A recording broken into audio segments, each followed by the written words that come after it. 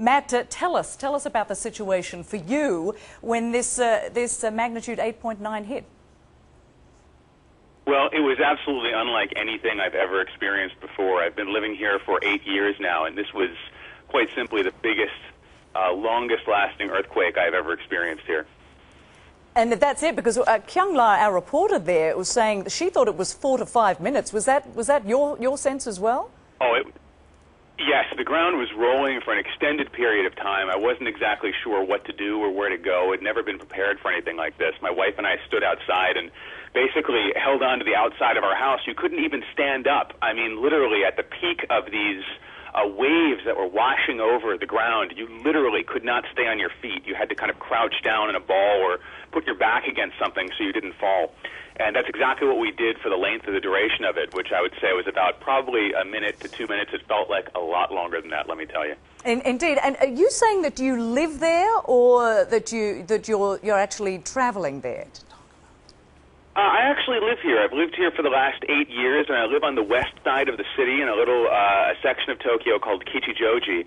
And yes, there are earthquakes from time to time, but we have never, ever felt anything on the magnitude, the literal magnitude of what we experience today. And that's exactly the story we hear. Now, Matt, as we are talking, we are looking at this extraordinary wave, another tsunami wave, moving toward the Japanese coast. And where are you located? Are you away from any threat of tsunami coming ashore?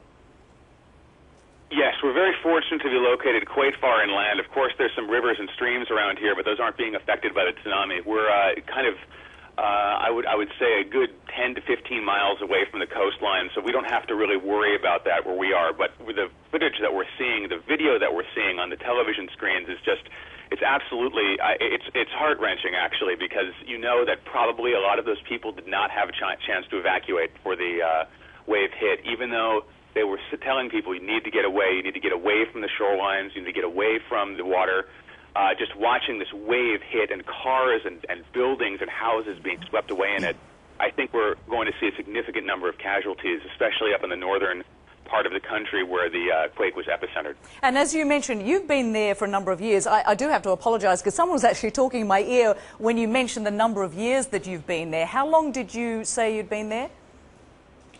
I've been here for 8 years. My wife is Japanese, and she's lived here most of her life. And I can tell you, this was something neither of us we were completely unprepared for this. It was a beautiful spring day. It was sunny outside.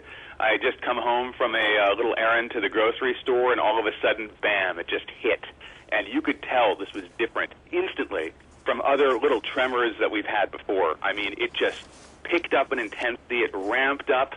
The gentle shaking, and things started coming off the shelves, things started falling off our desks, and you could hear this strange, eerie creaking sound of all of the buildings all around us as they were kind of shaken by this, by the tremor of the ground. And it was something I hope I never have to hear again, but unfortunately we keep getting aftershocks.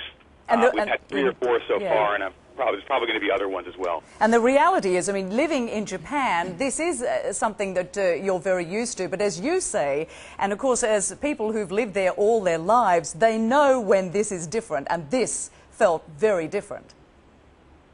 It absolutely did. I think this is going to be a tremor to remember, so to speak, and I think people are going to be talking about this for a long time to come, because really, Tokyo hasn't seen anything like this in decades.